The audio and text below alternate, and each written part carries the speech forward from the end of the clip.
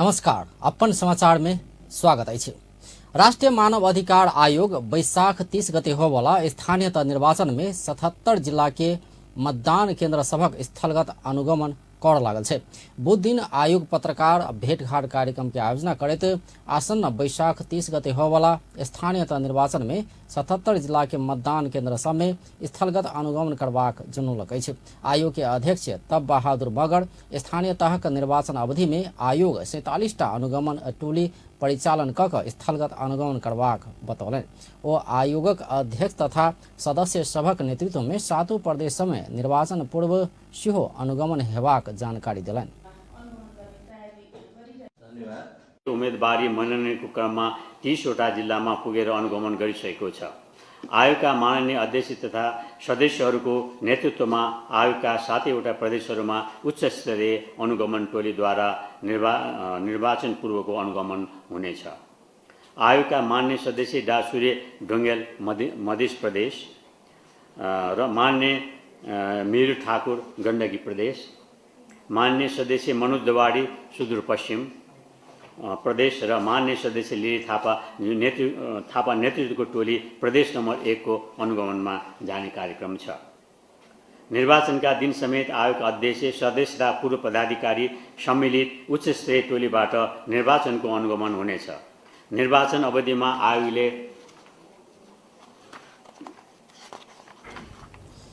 आयोग ज्येष्ठ नागरिक, अपाङ्गता भेल व्यक्ति, लैंगिक तथा यौनिक अल्पसंख्यक समुदाय, क्रियापुत्री, गर्भवती आदि के सहज पहुँच भेल नहीं भेल, मतदान केंद्र के सुरक्षा प्रबंध, सुरक्षाकर्मी परिचालन तथा व्यवस्थापन, मतदाता शिक्षा, निर्वाचन प्रचार में बाल बालिका के प्रयोग, आचार संहिता के पालना लगायत के विषय में अनुगमन करत। तहिना निर्वाचन प्रचार प्रसार के क्रम में होव सकवाला हिंसात्मक गतिविधि पर्यवेक्षण करवाला संघ संस्था सबक कार्य, निर्वाचन के निष्पक्षता, मतदानक गोपनीयता लगायत के विविध विषय के अनुगमन हेबाक आयोगक अध्यक्ष मगर जानकारी दिलन। आयोग उम्मीदवारी मनोनयन दर्ता के दिन वैशाख 11 आ 12 गते 30 टा जिला में अनुगमन क चुकल सेहो ओ जानकारी दिलन अछि। उम्मेदवारले मनोनयन दर्ता गर्नु, कतिपय ठाउँमा मनोनयन दर्ता र चुनाव चिन्ह प्रदान गर्ने कुरामा सामान्य विवाद हुनु, मनोनयन दर्ताका क्रममा कतिपय स्थानमा भिडभाड देखिनु, मनोनयन दर्ता र प्रचार प्रसारका क्रममा कतिपय दलहरूले आफ्नो प्रतिबद्धता विपरीत आचार संहिताको पालना नगरेको देखिनु, बाल बालिकालाई जुलुसमा लैजानु, सीमान्तकृत वर्गलाई लक्षित गरी मतदाता शिक्षाको प्रचार प्रसार नगर्नु र दलका नेताहरूले एकअर्काप्रति घृणायुक्त अभिव्यक्तिहरू दिनु जस्ता कमी कमजोरी देखिए।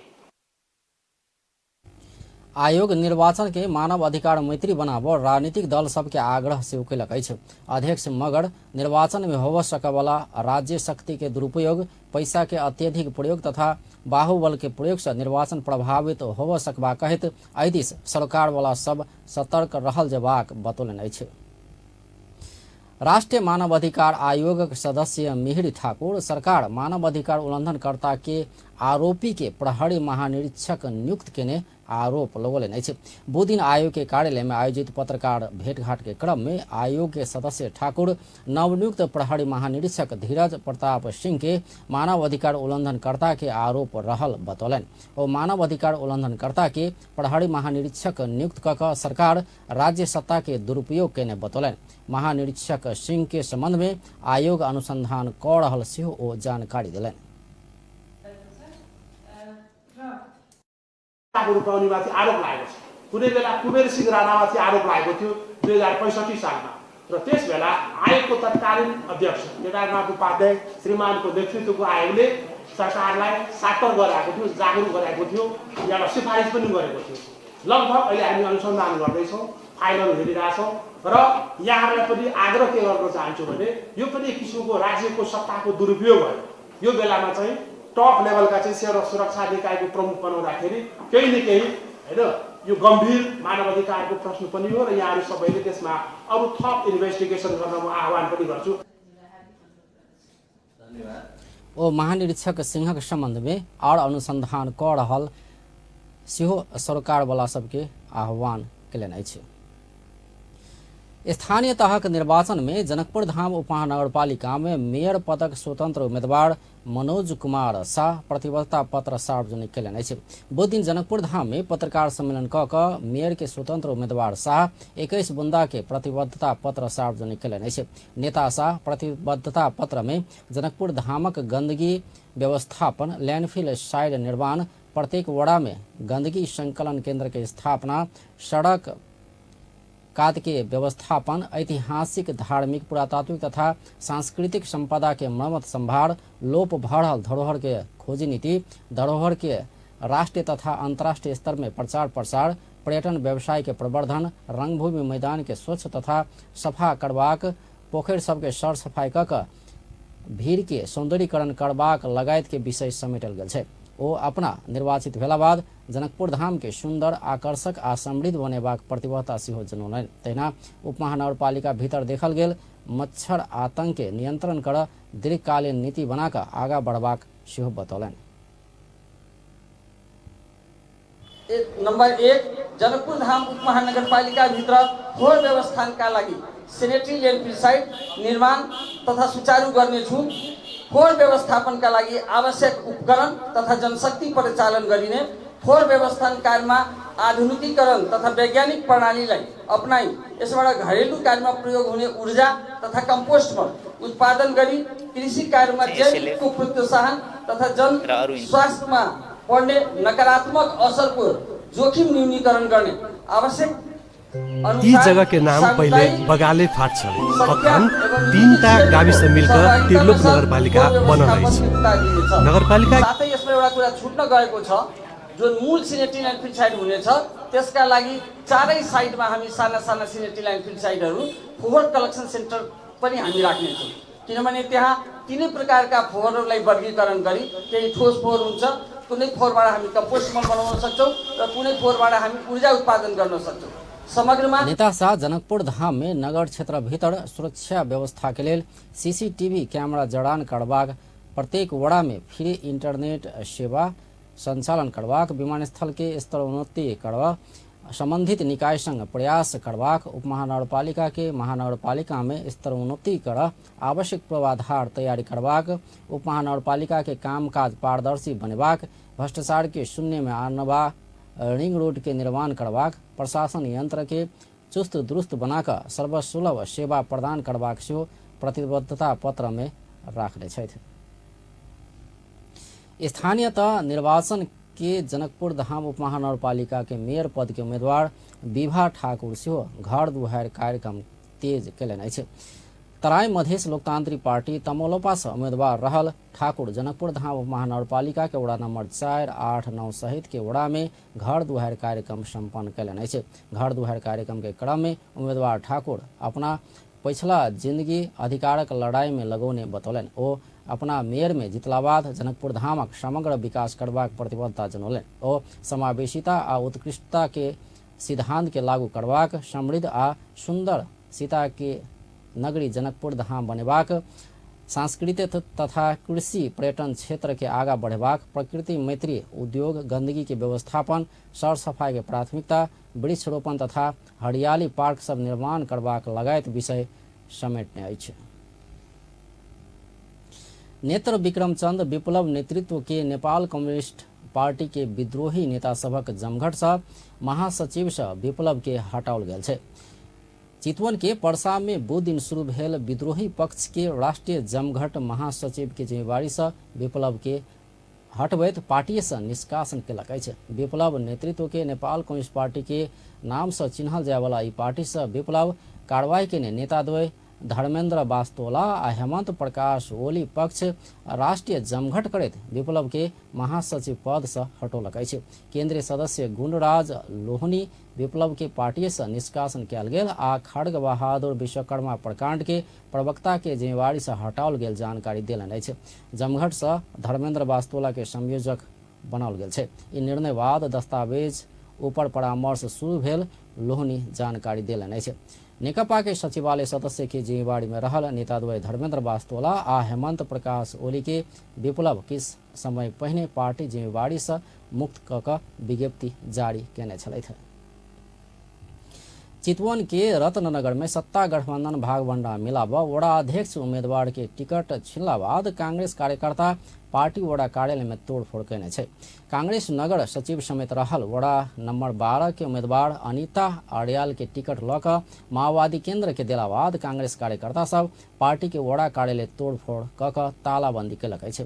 कांग्रेस कार्यकर्ता सब पार्टी कार्यालय तोड़फोड़ कऽ कऽ कार्यालय में रहल कुर्सी टेबल तथा पार्टी के झंडा सड़क में फेंकने अछि। कांग्रेस नगर समिति समेत रहल अड़ियाल वडा अध्यक्ष के उम्मीदवार बनि कऽ चुनाव प्रचार प्रसार के अंतिम चरण में पहुंचला बाद हुनक टिकट लेल गेल छल। अड़ियाल के ठाव में सत्ता गठबंधन माओवादी केंद्र के सुंदर मणि सुवेदी के उम्मीदवार बनेबाक निर्णय केला बाद कांग्रेस के कार्यकर्ता सब आक्रोशित बनल अछि। नेपाल में पिछला 24 घंटा में और 19 गोटे में कोरोना वायरस संक्रमण पुष्टि भेल छै। स्वास्थ्य तथा जनसंख्या मंत्रालय के अनुसार पिछला 24 घंटा में RT-PCR परीक्षण केला पर 19 गोटे नया संक्रमित भेटल छै। तहिना एहि अवधि में 18 गोटे कोरोना संक्रमण से मुक्त भेल छै। स्वास्थ्य मंत्रालय के अनुसार पिछला 24 घंटा में कोरोना से 1 गोटे के मृत्यु भेल छै। अखन देश भर 217 गोटे सक्रिय संक्रमित रहल छै। महेंद्रनगर स्थित 911 होटल में कोठा में बुध दिन 1 गोटे युवक मृत अवस्था में भेटल छै। जिला प्रहरी कार्यालय के प्रहरी नायब परीक्षक चक्र बहादुर शाह के अनुसार भीमदत्त नगर पालिका वडा नंबर 15 निम्बू खेड़ा के 21 वर्षक मुकुल पांडे होटल के कोठा में मृत अवस्था में भेटल अछि। पांडे के मृत्यु के कारण खोज नहीं सकल आ अनुसंधान भ रहल जनाओल गेल छै। ट्राफिक प्रहरी काठमाडौँ उपत्यका में एके दिन में 1372 गोटे सवारी चालक के कार्रवाई केलक अछि। काठमाडौँ उपत्यका के विभिन्न स्थान में ट्राफिक नियम उल्लंघन केने कारण ओकरा सबके कार्रवाई कयल गेल ट्राफिक प्रहरी जनौलक अछि।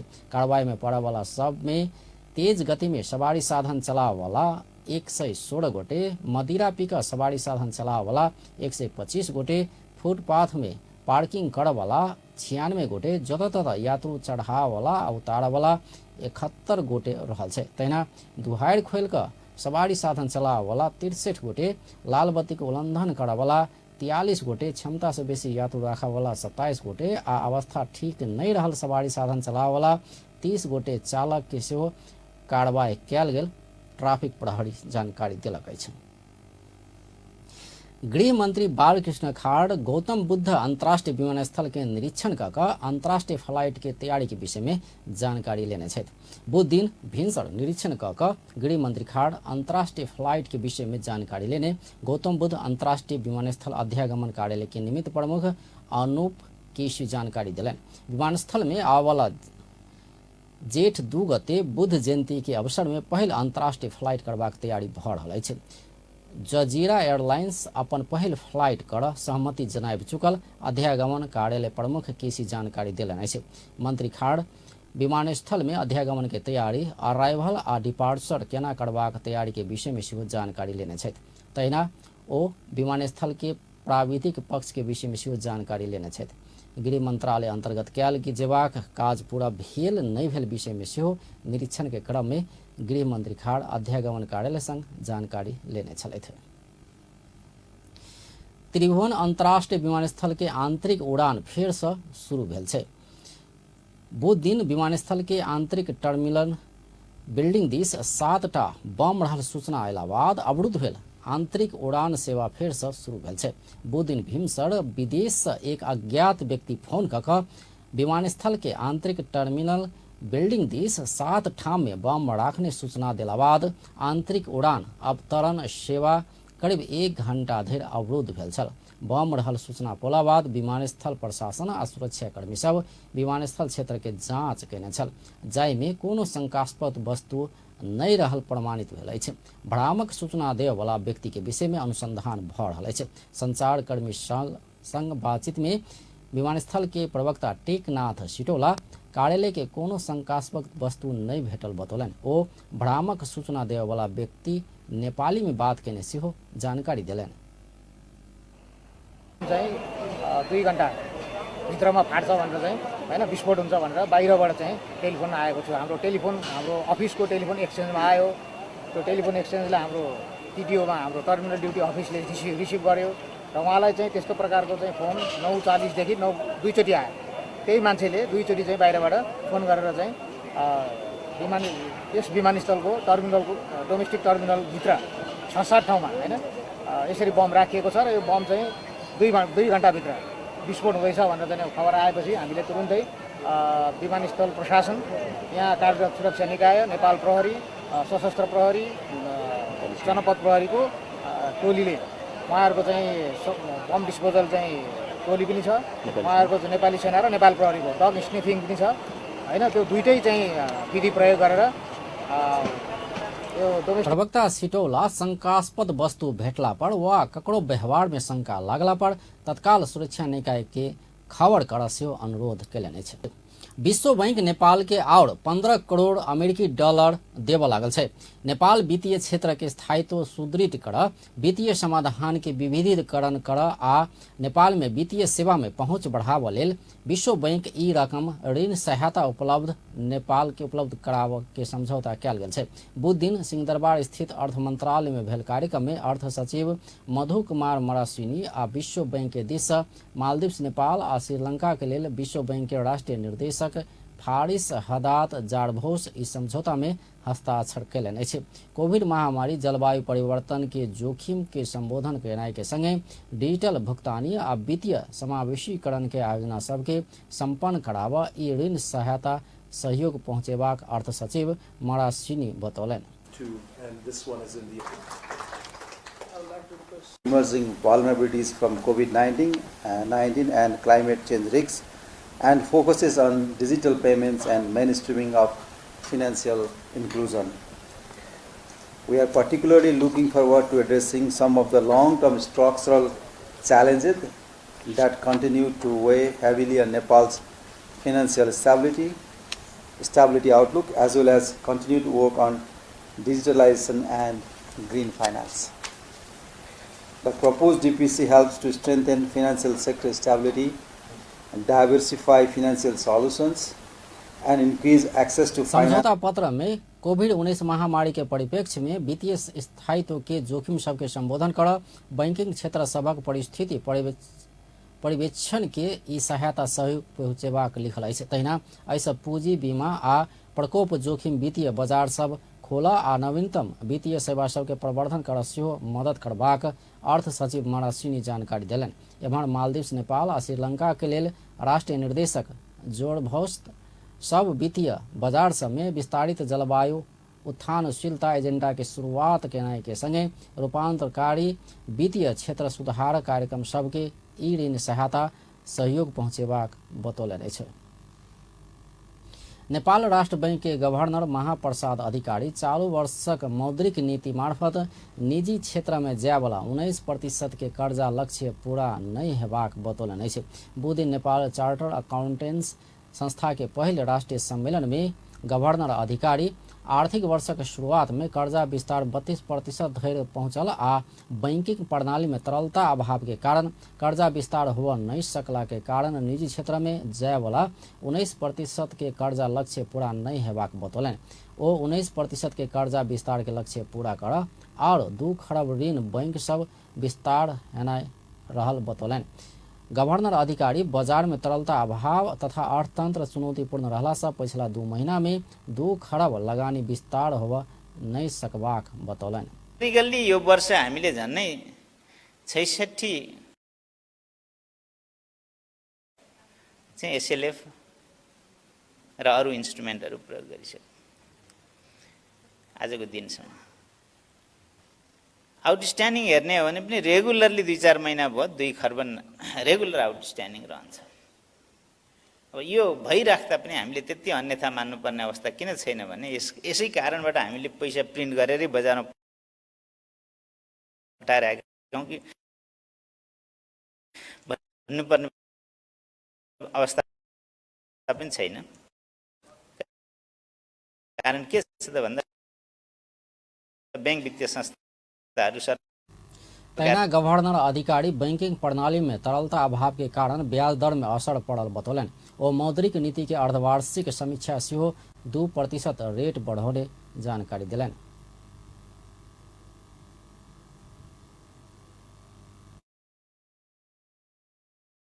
जसरी परिस्थितिले के डिमान्ड गरिरहेछ भन्दा त्यो भन्दा माथि जानुपर्छ। अघि माधवजीको प्रेजेन्टेसनमा पनि क्लियर थियो। हामीले गत फेब्रुअरीमा मिड टर्म रिभ्यू गरिराख्दाखेरि 2 पर्सेन्टेज पोइन्टले पोलिसी रेट बढायौँ। कहीँ कतै त्यो पनि पर्याप्त छैन कि यदि यो कन्टिन्यू भयो भने, यदि बिओपी डेफिसिट यसरी नै बढिरह्यो भने हामीले यो विषयमा अझै थप सोच्नुपर्ने स्थितिहरू हुनसक्छ।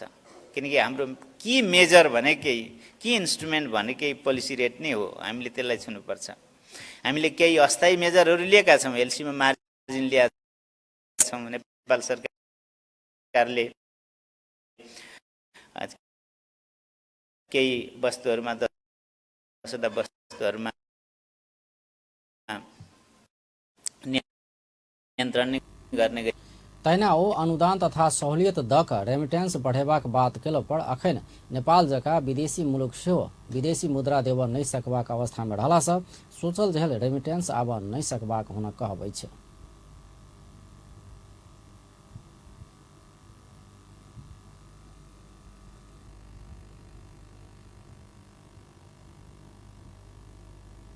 पछिला समय नेपाल में डॉलर द क सामान आनलो पर नेपाल में प्रयोग भेल नहीं भेल कहते गवर्नर अधिकारी ई वस्तु कत प्रयोग हैत कोनो हिसाब मिलत लेखा परीक्षक सब राष्ट्रीय बैंक के जानकारी देवा आग्रह केलनि छै। नेपाल उद्योग वाणिज्य महासंघ के अध्यक्ष शेखर गोल्छा पछिला समय अत्यधिक रूप में आयात बढ़नाई में निजी क्षेत्र नहीं भक सरकारी नीति दोषी रहल आरोप लगौलनि छै। बोधी नेपाल आर्थिक पत्रकार समाज सृजन आयोजना के कार्यक्रम में गोल्छा आयात बढ़नाई में निजी क्षेत्र नहीं भक सरकारी नीति दोषी रहल बतौलनि। ओ सरकार बीतल वर्ष राजस्व मुखी भेला से राज्य राजस्व मुखी भक चल धरि आर्थिक अवस्था में निरंतर दबाव आबि रहल बतौलनि। गोल्छा निजी क्षेत्र नेपालक अर्थतंत्र के श्रीलंका संग कहियो तुलना नहीं केने बतौलनि। अध्यक्ष गोल्छा नेपालक वर्तमान अर्थतंत्र के श्रीलंका संग तुलना कैला से नेपालक छवि खराब भेल बतौलनि। इंडस्ट्री को चैलेंजेस जुन छ त्यो जबसम्म हामी सल्भ गर्दैनौं तबसम्म हामी यही बाटोमा गइरहेका छौं। हामी जहिले पनि राजस्वमुखी सरकार भयो। we measure our success by how much revenue we raise. The government staff, the finance ministry has been doing that. Till the time that is the parameter, it is just not you. This is going to continue. You say continue नै रहन्छ। Parameter के हुनु पर्यो भने देशमा कति value Edison गर्न सक्छौँ हामीले, देशमा कति रोजगारी सृजना गर्न सक्यौँ, कति हामीले क्यापिटल या हामीले सम्पत्तिलाई बढाउन सक्यौँ, देशको सम्पत्तिलाई बढाउन सक्यौँ, त्यो प्यारामिटर्स हुनुपर्ने। तर हामी रेभिन्यूलाई मात्रै प्यारामिटर देखिरहेछौँ र त्यसैले गर्दाखेरि ट्रेडिङ चाहिँ बढेको छ। तर राष्ट्रिय योजना आयोग के पूर्व उपाध्यक्ष एवं अर्थशास्त्री स्वर्णिम बागले नेपाल में सेहो अर्थतंत्र खराब करबाक शासक के स्वरूप देखा लागल बतौलनि। श्रीलंका में शासक हचुआ के भर में निर्णय कला पर देशक अर्थतंत्र में समस्या बढ़ल कहत बागले नेपाल में सेहो तहिना प्रवृत्ति हावी हेबाक बतौलनि।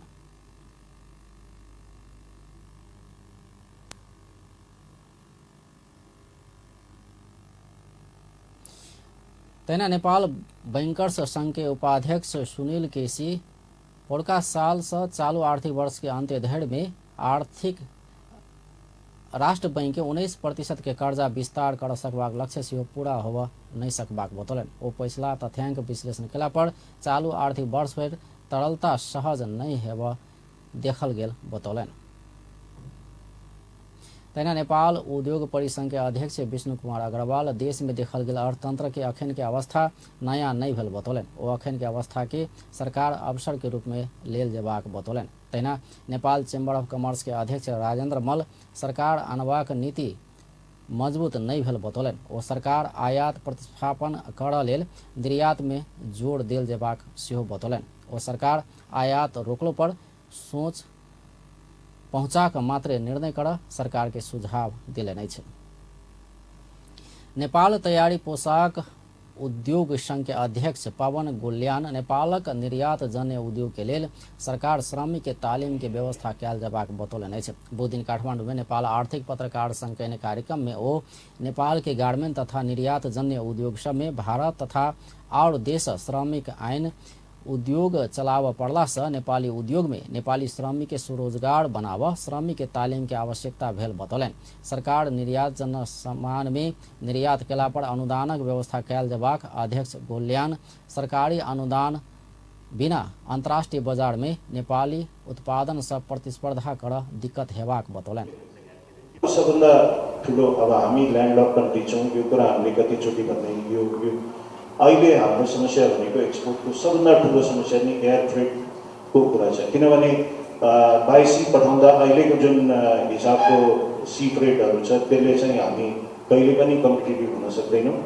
एयर फ्रेटमा सब्सिडी चाहियो। यसको लागि राज्यले 2टा जहाज किनेर भए पनि आरएलाई दिएर यो फ्रेटर जहाज या एउटै सुरुवात गरेर त्यसलाई चाहिँ एयर फ्रेटको लागि मात्रै यो एयर कार्गोको लागि मात्रै चलायो भनेर त्यसमा चाहिँ 50 सेन्टको हाराहारीमा चाहिँ युएससम्म पुर्याउने व्यवस्था भयो भने त्यो हुने बित्तिकै हाम्रो गभर्मेन्टको चाहिँ एकदमै ठुलो विकास हुन सक्छ भन्ने कुरा राखेँ मैले। सरकारले पहल गरिदिनु पर्यो। एमसीसी भर्खरै भएको छ।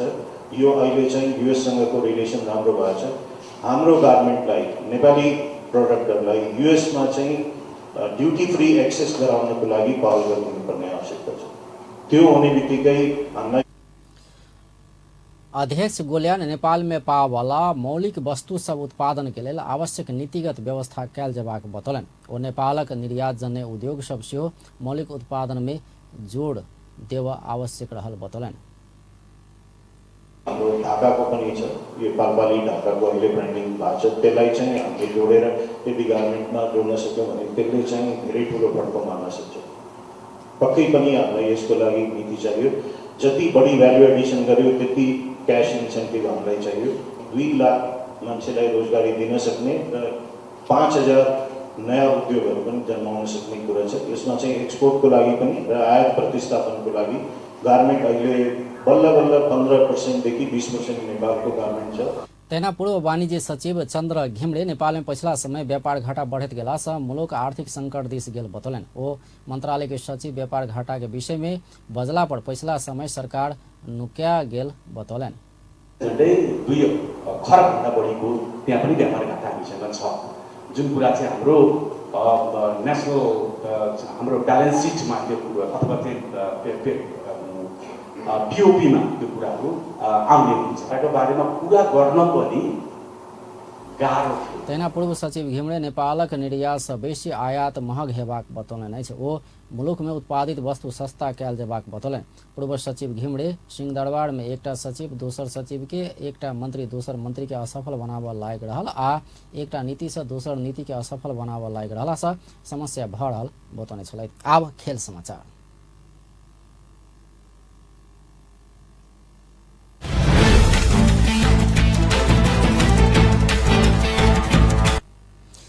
आसिफ शेखक अभिजीत इनिंग के सहयोग में नेपाल जिम्बाब्वे ए टोली पर बुध दिन 8 विकेट के जीत निकालत 2020 श्रृंखला बराबरी कलक अछि। कीर्तिपुर स्थित त्रिभुवन विश्वविद्यालय के मैदान में संपन्न जिम्बाब्वे ए विरुद्ध के अंतिम 2020 खेल में नेपाल 8 विकेट की जीत निकालत श्रृंखला बराबरी केने अछि। ऐसे पहले हारल तहिना श्रृंखला में दोसर खेल वर्षा के कारण प्रभावित भेल। टॉस हार के पहल बैटिंग करत 137 रन के लक्ष्य नेपाल 15.5 ओवर में 2 विकेट के नुकसानी में श्रृंखला बराबरी में समाप्त कयल गेल अछि।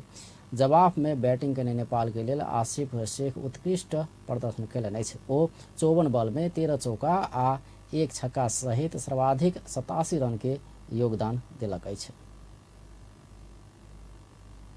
ऐसा आगा बैटिंग के जिम्बाब्वे निर्धारित 20 ओवर में 7 विकेट गुमाकर 136 रन बनौने छल। जिम्बाब्वे के लेल रोय किया सर्वाधिक 49 रन बनौने छल। मारू मानी 27 रन आ लूक जोगबे अभिजीत 23 रन बनाकर पेवेलियन घुरल छल। आईसीसी पुरुष क्रिकेट विश्व कप लीग 2 अंतर्गत अमेरिका में होने वाला त्रिकोणात्मक एक दिवसीय सीरीज के तैयारी स्वरूप नेपाल जिम्बाब्वे ए संग श्रृंखला खेलक अछि। आब नेपाल जिम्बाब्वे टोली संग 3 खेल के एक दिवसीय श्रृंखला शुक्र दिन से खेलत। 2 विभागीय टोली नेपाल पुलिस क्लब के महिला तथा पुरुष दुनू टोली के 6ठम आरबीबी एनभिए राष्ट्रीय महिला तथा पुरुष भलिबल क्लब लीग में बुध दिन जीत निकालक अछि। त्रिपुरेश्वर स्थित राष्ट्रीय खेलकूद परिषद के कवर हॉल में संपन्न भेल महिला दिस पुरुष बुटवल के एवरेस्ट भलिबल क्लब के 25-18, 25-19, 25-14 तथा पुरुष this Gandaki Pradesh volleyball club के 25-23, 25-16, 32-30 पराजित करैत सफलता प्राप्त केलक अछि। बुध दिन भेल महिला देश के दोसर खेल में विभागीय टोली Tribhuvan Army Club New Diamond Sports Club के सेहो सीधा सेट में हरौलक अछि। आर्मी न्यू डायमंड ऊपर 25-16, 25-12, 25-12 के जीत निकालक अछि। जीत संगे नेपाल पुलिस 2 खेल से 6 अंक जोड़ने अछि। तहिना आर्मी 3 खेल से 6 अंक जोड़ने छै। तहिना नेपाल एपीएफ क्लब 3 अंक, एवरेस्ट भलिबल के 2 अंक आ न्यू डायमंड के 1 अंक रहल छै।